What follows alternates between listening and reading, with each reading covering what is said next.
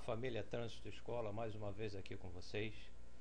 Eu sei que há muito tempo não edito nenhum vídeo, pois estou me desempenhando em outros trabalhos estes que têm a ver com direitos humanos, e muitos pensam que direitos humanos é direito para proteger bandido. Bom, não é bem isto. Direitos humanos, vou citar a Lei Maria da Penha, graças a pressões internacionais, graças à Comissão Interamericana de Direitos Humanos, a Lei Maria da Penha, ela foi criada não pela força cultural ou pela vontade dos nossos parlamentares, porém por uma imposição internacional que condenou o Brasil. Assim como nós temos outras leis que estão vigorando, lei anticorrupção, também é uma pressão internacional de direitos humanos. Então, pela mentalidade cultural dos nossos parlamentares, eles só tomam as devidas atitudes coerentes com a nossa Carta Política de 1988, que é a Constituição Federal, quando provocados, quando exigidos por tratados internacionais que versam sobre direitos humanos. Trago aqui para vocês uma cartilha. Esta cartilha foi editada pelo Ministério das Cidades. É a cartilha para os ciclistas. Ela está muito bem elaborada. A riqueza de imagens e os textos, eles estão concisos. É fácil entender a mensagem contida nesse material, que é um PDF, tem 35 páginas. E não vai cansar, porque a quantidade de imagens, vamos falar assim, diminui a quantidade de páginas em relação se tivesse só texto. É fácil, vou deixar o link para você. Bom, aqui nós temos 60 pessoas, né? Nós temos 60 pessoas, 60 pessoas e 60 pessoas. E nós temos os veículos, os motorizados, aqui à esquerda como ônibus, aqui centralmente as bicicletas, e aqui à direita nós temos os veículos motorizados individuais, os carros, né? Particulares. Ok. Um veículo de transporte coletivo de passageiro, como ônibus, ele consegue transportar 60 pessoas. Individualmente, claro, cada bicicleta vai ter o seu condutor. E aqui à direita nós temos os veículos individuais, 60 pessoas, 60 veículos automotores. Agora, o que quer transmitir esta imagem? Quer transmitir o seguinte: 60 pessoas com seus veículos individuais ocupa boa faixa da pista de rolamento. Se traçarmos uma linha, tracei uma linha aqui, dividindo. Vamos dizer que aqui tenha uma pista de rolamento à esquerda e aqui outra pista de rolamento à direita. Vocês podem ver que o transporte individual motorizado acarreta congestionamento. Além disso, coloca-se o maior número de veículos na pista, o que causa engarrafamento. Enquanto aqui à esquerda, a quantidade exportada pelos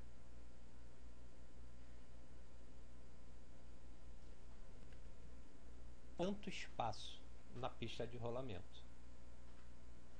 Então, se colocarmos aqui três ônibus, serão 180 passageiros, 180 pessoas sendo conduzidas na pista de rolamento, o que gera aí, consequentemente, uma diminuição no tempo itinerante, gera também uma redução na poluição atmosférica, consequentemente reduz os problemas respiratórios, problemas de saúde. Mais ainda, ciclistas. Vocês podem ver que a quantidade de ciclistas, 60 aqui, ocupa um espaço bem menor em relação ao veículo motorizado individual. E muito além de benefício, nós temos o que? Comparando ciclistas, o transporte não motorizado com o transporte motorizado, seja de transporte coletivo, no caso ônibus, com o transporte individual, o transporte não motorizado reduz drasticamente a poluição atmosférica, sendo que essa poluição atmosférica não vai ficar só no ar. Através da precipitação, a chuva contamina solo, vai contaminar alimentos. Além disso, reduz a poluição sonora. Mesmo com a tecnologia atual, tanto os ônibus quanto os veículos de transporte individual produzem sim a poluição sonora. Houve uma pesquisa com os servidores públicos que trabalham fiscalizando o trânsito, os agentes da autoridade de trânsito. Foi verificado que eles possuem vários problemas cardíacos, respiratórios, cardiorrespiratório, estresse acentuado, diminuição da capacidade auditiva, justamente pela poluição sonora das nossas vias.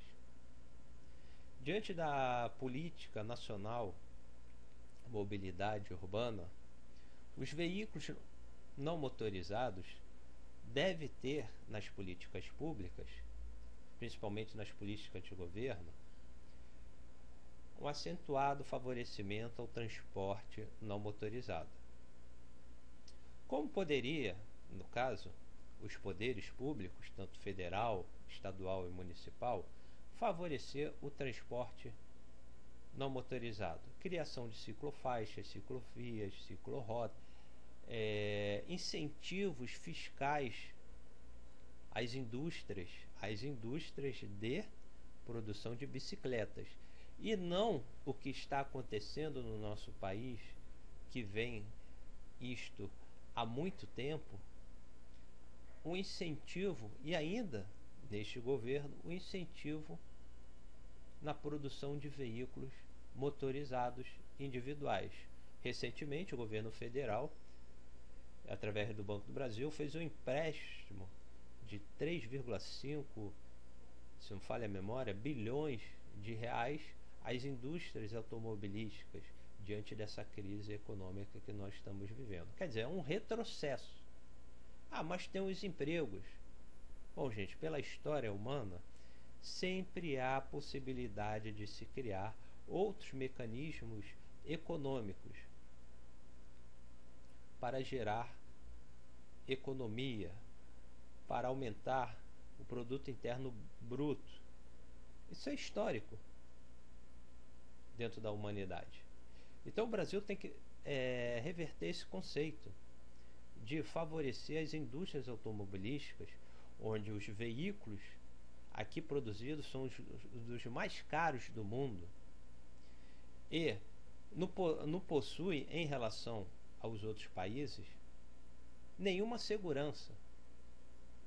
Exemplo, você quer iBerg, você tem que pagar, é opcional, que é um absurdo. Você quer freio ABS nas quatro rodas, você tem que pagar mais, que é um absurdo.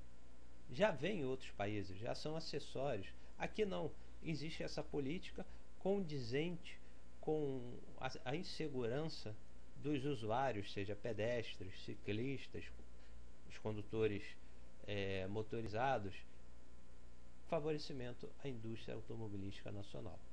Então deveria ter as indústrias de veículos não motorizados, como a bicicleta, para baratear a produção de bicicleta. Barateando, as pessoas vão comprar mais. E bicicletas com qualidade. Comprando mais, vai ter, consequentemente, mais bicicletas, mais ciclistas nas vias públicas. Consequentemente, os nossos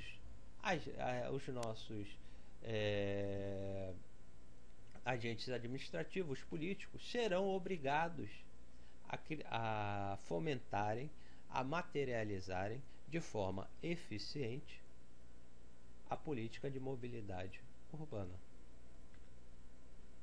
A cartilha também faz uma comparação sobre a manutenção da bicicleta em relação ao veículo automotor, que é bem barato, com certeza. Agora, a manutenção da bicicleta é barata? Depende também. Tem bicicleta custando aí 6 mil reais, 10, 30 mil reais. Diante de milhões de brasileiros que sobrevivem com menos que um salário mínimo. O salário mínimo no Brasil já é indecoroso. Não atende às necessidades básicas, conforme está na Constituição Federal de 1988, artigo 7º, inciso 4.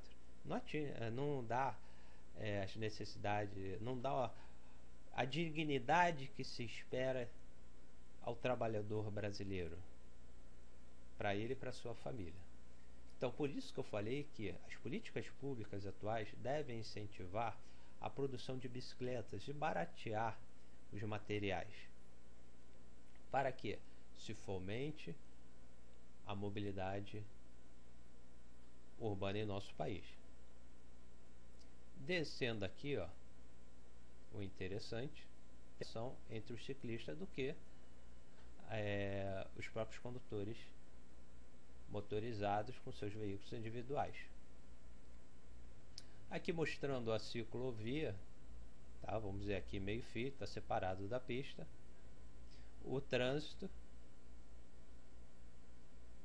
enquanto ciclista, o percurso é bem mais rápido em relação com um veículo individual. Isso pela quantidade exorbitante que nós temos em nosso país. A apostila também traz os acessórios para a segurança do ciclista. Nós temos aqui sinalização noturna, campainha, temos também o espelho retrovisor, que aumenta consideravelmente a segurança do ciclista. Outros aparelhos também. É importante o uso de capacete, principalmente aquelas pessoas que descem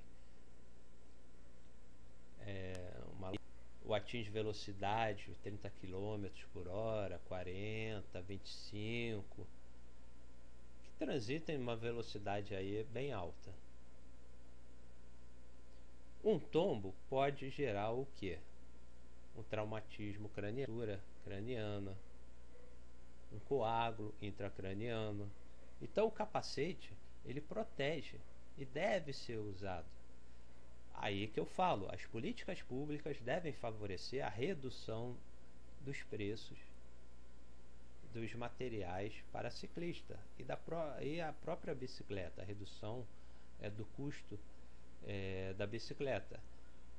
A exigência de políticas públicas incentivando. Se as políticas públicas atuais incentivam a produção de veículos motorizados, por que não incentivar a produção de veículos não motorizados? Aí sim, a mobilidade urbana ela vai ser eficiente. Temos aqui outros, o colete refletivo, o cadeado. Bom, pessoal, se você preste atenção, você está com sua bicicleta, tem o cadeado, você prendeu, né, sua bicicleta no poste com cadeado. Você chega e sua bicicleta foi furtada. É um direito seu, pela Constituição Federal de 1988, artigo 144, vou repetir, artigo 144 da Constituição Federal de 1988, o Estado, os poderes executivo, estadual e municipal, darem aos cidadãos segurança pública. Então, se foi furtado ou até roubado, né? Você está pedalando e alguém rouba, empurra você e leva a sua bicicleta. Não precisa nem dar uma paulada, uma facada, mas empurra, isso é um roubo. Empurra. Através de testemunhas, você faz um boletim de ocorrência e entra na justiça cobrando do Estado indenização, porque o Estado, os três poderes públicos, estadual, municipal e federal, são obrigados a dar segurança pública. E, infelizmente, nenhum dos poderes dá a exata proteção aos cidadãos. Então você pode cobrar. Temos também o artigo 22 do Código de Defesa do Consumidor.